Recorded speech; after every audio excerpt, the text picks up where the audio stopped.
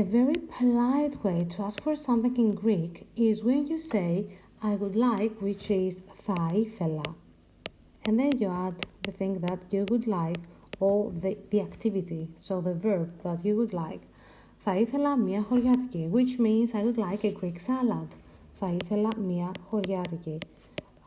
You might skip the word salad because when you say χωριάτικη, actually this is what we mean by χωριάτικη. Θα ήθελα μία χωριάτικη. I have made an error here, the stress, because we have to intonate in the correct way.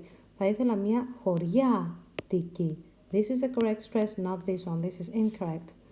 So this is how we want to sound polite in Greek by asking for something, or ordering food, coffee or anything by saying I would like. Θα ήθελα. Θα ήθελα. Or θα ήθελα νερό. I would like water. Θα ήθελα νερό.